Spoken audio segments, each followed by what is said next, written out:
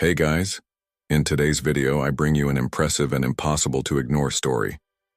Let's meet Ezekiel Blackwood, a man who died for 9 minutes after a terrible accident, and during that time, witnessed shocking visions about the future of humanity. He has received a frightening prophecy about the end times, the rise of a great deceiver and the return of a divine presence. What he saw on the other side will challenge everything you believe and leave you speechless. So before we start, leave your like, subscribe to the channel so you don't miss any stories like this, and activate the bell to receive all notifications. Now, get ready for this intense and transformative experience. I remember it like it was yesterday. That morning, as the streets of Los Angeles buzzed with the non-stop roar of engines and hurried voices, I was on my way to a school appointment that seemed crucial. I was driving with an almost feverish rush, with my thoughts immersed in lists and obligations, when luck, or perhaps destiny, decided to play a trick on me. At the exact moment I changed lanes, in a maneuver I thought was safe, a semi-trailer truck appeared out of nowhere. The impact was brutal and immediate. I felt as if time had slowed down. Every sound, every scream and clang of metal blended into a deafening cacophony. In the midst of confusion, my mind desperately searched for answers. No, this can't be happening, I muttered to myself, as reality fragmented. Amidst the disorder, the world seemed to dissolve. The shattered glass, the smell of fuel, and the feeling that my own life was slipping away in a single instant merged into a whirlwind of pain and disbelief. Every second seemed eternal, and the chaos around me turned into a symphony of agony and despair. I could hear the voice of a stranger, perhaps a coworker or a passerby, shouting in the distance, "Help!" But the sound mixed with the uneven beat of my heart, which already seemed to have lost its rhythm. At the moment of impact, there was no time to think, only to feel the devastating force of fate throwing me into a limbo, where physical pain turned into a strange, distant cold. While everything was happening, the survival instinct fought against the paralyzing fear. The scene unfolding around me was a blur of colors and sounds where reality became an impressionistic painting of horror and confusion. I could hardly believe that a simple instant could change the entire course of my existence. As the rumble of the accident began to dissipate, I was overcome by a sensation I could never have imagined, an absolute emptiness. In the midst of the agony, as the distant sounds of screams and sirens merged into a distant echo, I felt my body stop, and the outside world disappear as if it were slowly fading away. It was as if I had been thrown into an immensity where time had no meaning and every heartbeat turned into deafening silence. In the midst of that void, a strange calm settled in, replacing the excruciating pain. No, it can't be, I thought in the middle of nowhere, while an inner voice whispered words that I could barely understand. There was something comforting in that silence, something that went beyond physics, as if I were on the verge of a new understanding of existence. The memory of the impact and the image of the truck crashing into my destination now seemed distant, as if they had happened in another lifetime. My body was inert, but my mind somehow remained active, floating in a space where fear and anguish gave way to an almost heavenly peace. As I wandered through this liminal state, I noticed subtle nuances around me, a soft light that seemed to pulse in harmony with the rhythm of the universe, and a sense of being watched, not with judgment, but with quiet compassion. Am I dreaming? I questioned myself internally without finding an answer, while each second dragged on as if it carried eternity. The barriers between life and death became tenuous, and consciousness expanded beyond known limits, allowing me to glimpse what lay beyond earthly existence. Even in the face of this emptiness, a spark of hope timidly lit up in the depths of my soul. There was no pain, but there was no joy either. Just a state of pure contemplation, where every thought dissolved into a sea of tranquility. This experience, so unusual and paradoxical, left me with an inexplicable feeling that, despite the darkness, something great awaited me. I found myself on a threshold, where the past and the future intertwined, and where doubt began to give way to a new way of understanding reality. Suddenly, As if emerging from an ethereal dream, I found myself transported to a place that defied all laws of reality. When I opened my eyes, or what I believed to be my eyes, the vision that unfolded was one of inexplicable beauty. A vast space where light was not just an absence of shadow, but a living, pulsating presence that filled every corner with its warm glow. The luminosity seemed to dance gently, undulating in waves that touched the soul and awakened long-dormant feelings. As I floated in this serene environment, I realized I was not alone. A voice, at once distant and familiar, whispered words that echoed in the absolute silence. "Welcome, Ezekiel," said this voice with a calm that calmed and filled with hope, although I could not identify its origin. The sound was like the whisper of a gentle breeze, but it carried the weight of 1,000 ancient stories and secrets. Without fully understanding, I moved forward, drawn to this comforting energy. With each step, the luminosity intensified, revealing shades of color I had never seen before, tones that ranged from soft gold to mystical purple, creating a vivid palette that seemed to paint the scene in a deliberate, almost artistic way. "What is this place?" I asked in a low voice, as if I feared breaking the harmony of that environment. In response, the presence gradually manifested itself, taking the form of a human being, but with an aura that transcended the ordinary. His gaze was serene. His features were delicate, and his voice, full of wisdom, reaffirmed that this was a space where truth and beauty met. I felt welcomed, as if every cell of my being recognized something long lost, a sense of belonging I didn't know I was searching for. "Here, between light and shadow, you will find the reason for your return," stated the entity. And for a brief moment, our souls connected in a way that defies explanation. No further dialogue was necessary. The silence between us brimmed with understanding. Each ray of light seemed to reveal a new chapter of my existence, and even in the face of a stranger who pretended to be the guardian of this luminous kingdom, my soul exuded a silent confidence. Upon emerging from that environment of pure light, I felt a presence approaching, as if time itself slowed down to allow me to understand every detail of that transcendental moment. My soul, still floating between pain and peace, began to perceive the arrival of a figure that emanated an immeasurable calm. She slowly materialized before me, taking on a human form that, despite her serene appearance, carried a power that seemed to echo the secrets of the universe. "Ezekiel," she said in a soft yet penetrating voice that resonated directly with my essence, "your time on earth is not yet up." I, overcome by a mixture of reverence and amazement, tried to find words, but the silence became more eloquent. Her eyes, as deep as the oceans, stared into mine, transmitting a message that went beyond words. It was as if she stripped me bare inside, revealing the desires and fears that I didn't even know how to carry. "Why me? How can I face what's coming?" My voice trembled, unable to hide the uncertainty. She smiled faintly and, in a tone that seemed to span 1,000 eras, replied, "You were chosen to understand the truth that many ignore. Your experience is not the result of chance, but a call to light the paths of those who wander in darkness."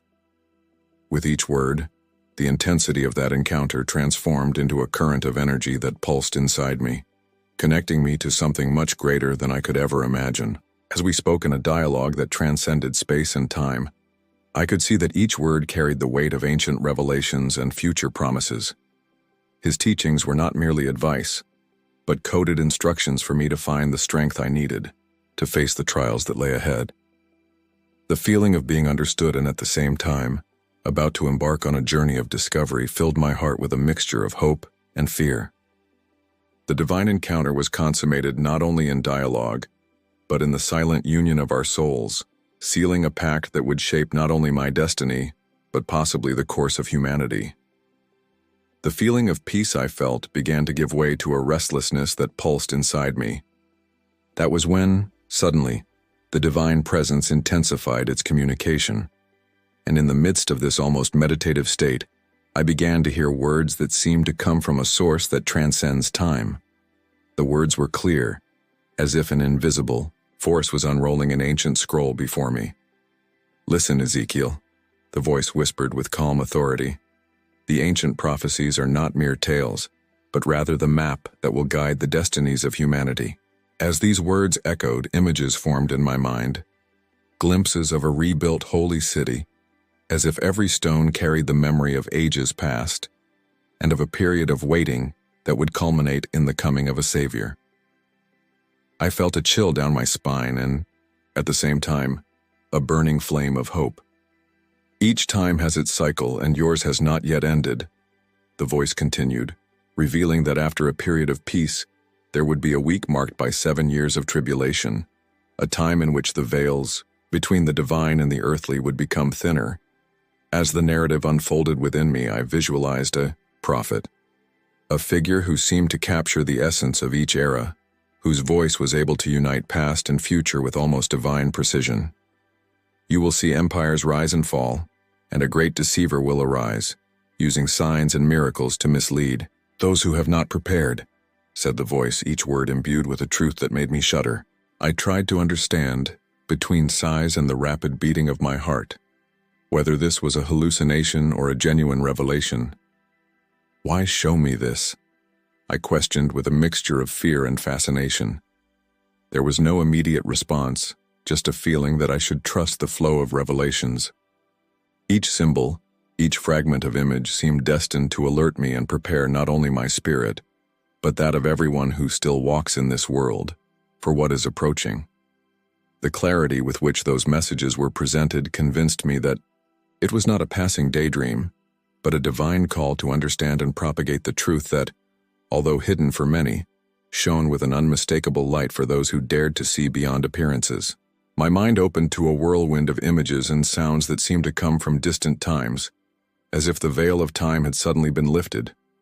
Amidst the light that enveloped everything, I saw a man dressed in clothes that mixed the austerity of the past with subtle modernity, as if he were a messenger destined to transcend eras.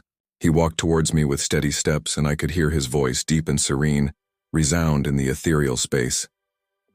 Ezekiel, witness the eternal cycle of humanity. As his words echoed, glimpses of an ancient world appeared before my eyes. I could see an imposing city, with marble buildings and intricate details, where sacred rituals took place under the silver light of a moon that seemed to be the guardian of ancient secrets. The messenger continued, "In that age, faith was the only stronghold against the forces that sought to divert the path of destiny." His eyes, filled with ancient wisdom, met mine, and for a brief moment I felt as if the past whispered directly to my soul. Then, the view suddenly changed, and the scenario transformed into a futuristic panorama. Sparkling skyscrapers, streets, full of unimaginable technologies and an atmosphere of tension that hovered over humanity. A voice, now indistinct, spoke between the images. From the splendor of ancient civilizations to the chaos of times to come, history is written by those who dare to believe. In this scenario, I observed figures in modern clothes debating, fighting, and crying while a great deceiver with a cold gaze and an enigmatic smile appeared among the crowd. "Prepare yourself, Ezekiel, for the signs will multiply," said the messenger as time seemed to double, uniting the past and the future into a single reality. I felt the weight of each revelation, as if the story itself was crying out to me to understand its eternal cycle. The mixture of hope and fear pulsed through my veins, and the ancient voice became an inescapable reminder that my journey was inextricably linked to destinies that transcend human understanding.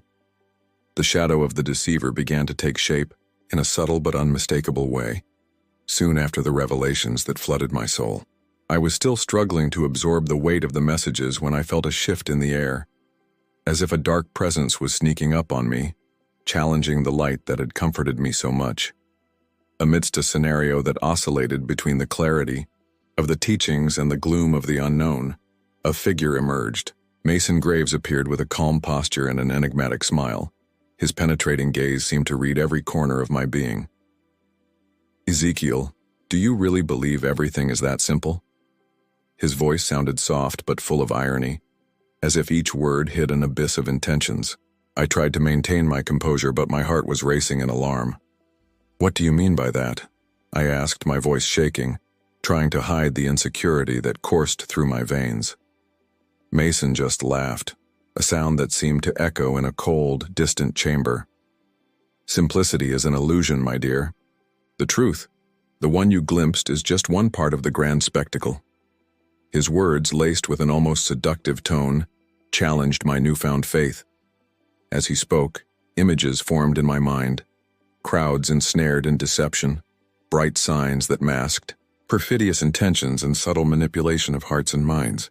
The atmosphere became tense, and the duality between the light that guided me and the darkness that Mason represented became increasingly evident. Can't you see that you are being deceived? That the hope you have been given is just a tool to keep humanity in check? He teased, his words wrapped in a perverse logic that sought to undermine the faith that was beginning to take hold in me. In the midst of this silent struggle, my thoughts were filled with doubts. Could the divine presence have been manipulated to hide something more sinister? As Mason approached, the contrast between his figure and his surroundings intensified, as if nature itself rebelled against his influence. Do not allow doubt to corrode your determination, Ezekiel. Remember, in every light, there are shadows, but it is each one's choice that defines the path, he murmured, leaving a veiled challenge in the air. From the whirlwind of visions and encounters, I felt that the responsibility that now rested on my shoulders transcended my own existence. The divine revelation and the dark warnings that echoed in my soul pushed me to accept a mission that mixed faith and determination. He walked the streets of Los Angeles, where the hustle and bustle of the city contrasted with the inner calm he had acquired. In a quiet park, under the shade of an ancient oak, I found Zephyrine, whose presence emanated a serene and powerful energy. Ezekiel, the time for preparation has come, she said, her eyes shining with inexplicable conviction. We must illuminate those who find themselves in darkness and warn them of the signs that destiny has in store for us. His voice, soft and firm, resonated like an irrefutable invitation to transformation. As we walked together, the distant sound of the city seemed to murmur stories of redemption and warning. Every step we take is an act of faith, I replied, feeling the weight of the ancient prophecies that now pulsed through my mind. Zephyrine continued, the difficulties we face are just the beginning of a journey that will shape the future. We must cultivate spirituality, seek truth amid chaos, and prepare the spirit for the times to come. His words filled me with a courage I had never imagined I possessed. Upon arriving at an old abandoned temple, we met Jackson Reed and Olivia Sterling, who, despite their more earthly beliefs, surrendered to the mystery that was unfolding. Together, we intensely debated the implications of signs and global events. We are the light in the darkness, Olivia said, in a voice that mixed skepticism and hope. And our duty is to share that message, even if the world insists on remaining ignorant.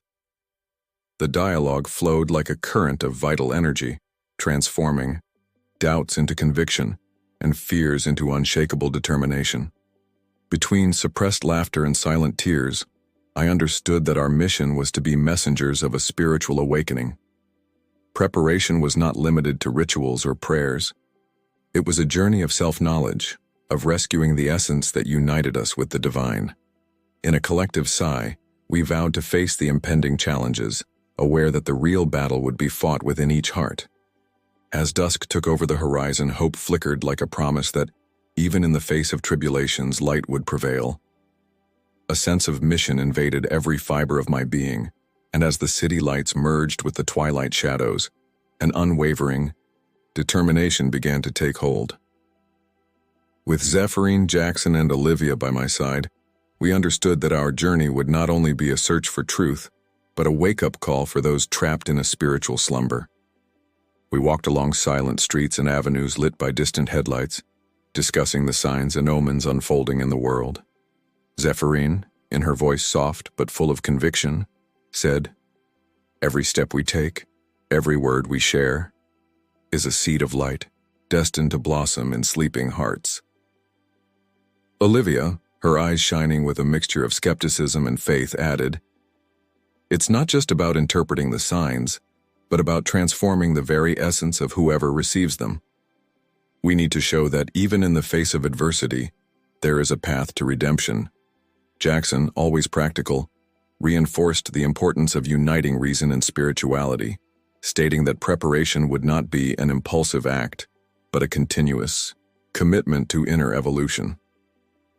As we walked, the city seemed to whisper stories of ancient miracles and warnings, reminding us that the real battle was fought within each soul. Sitting on the edge of a park, under the starry sky, we debated the lessons of the experience that had brought us together.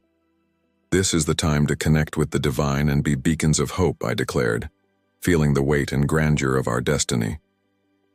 The air was charged with an energy that went beyond palpability, and each of us understood that the mission was personal and collective. There was an urgent need to prepare our spirits, to cultivate faith, and to arm ourselves against the forces that sought to sow chaos. Determination appeared in our eyes and smiles, knowing that regardless of the challenges that would come, we were united by a greater purpose.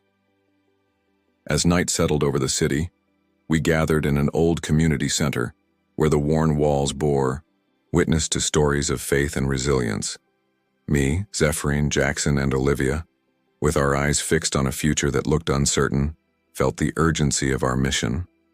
Zephyrin, with a soft and firm voice, spoke. "Ezekiel, the time has come to embrace our true essence, to be the light that illuminates hearts that are in darkness." His eyes shone with a conviction that made the air around us vibrate. Jackson, always practical, added, "Our preparation is not something ephemeral.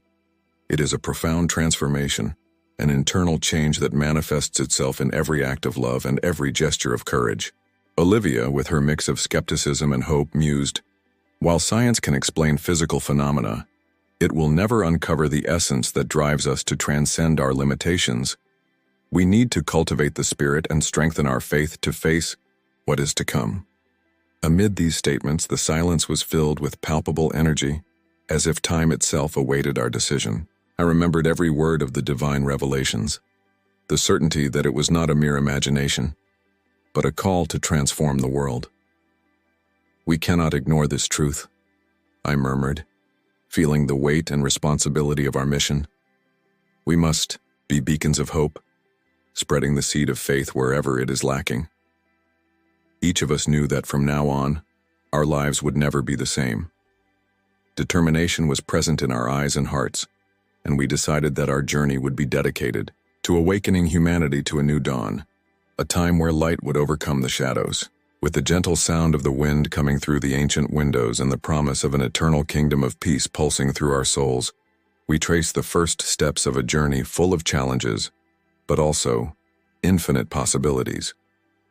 As the first light of dawn began to break through the darkness of the night, we gathered in a modest shelter, where the murmur of the wind and the gentle song of birds seemed to herald a new beginning. With faces marked by trials and eyes filled with silent determination, I felt the weight of the call transform into vital energy. Amid the reverent silence, I declared in a trembling but firm voice, "The time has come to act. We can no longer delay our commitment to the truth." Zephyrin, always serene and enigmatic, responded with a look that conveyed both compassion and conviction. "Our spiritual preparation is the flame that illuminates lost paths, the shield against the darkness that tries to obscure what is sacred." Jackson, with the practicality that characterizes him, suggested that each of us dedicate ourselves to deepening our knowledge, uniting faith with reason to build a solid foundation for the times to come. Olivia, whose mix of skepticism and fervor had transformed throughout this journey, added, "It's not just about believing." As our dialogues intertwined in a chain of hope and commitment, I felt that each word spoken sealed a silent pact between us, a pact to be messengers of truth and to light the flame of faith in forgotten hearts. The environment was filled with a palpable, almost tangible energy, which seemed to emanate from the universe itself, inviting us to transcend the limits of what we knew. In a last complicit look, each of us understood that the battle that was unfolding was both internal and external, and that spiritual preparation was the instrument capable of transforming adversity into redemption. So with the sun rising and the promise of a new day shining on the horizon, We committed to lighting the way, aware that together, our faith and determination could bring hope even in the darkest moments. If you liked this beautiful spiritual testimony, leave a like, comment on your impressions, subscribe to the channel, and don't forget to activate the notification bell to watch each new video and help us spread this message to a greater number of people. Until next time.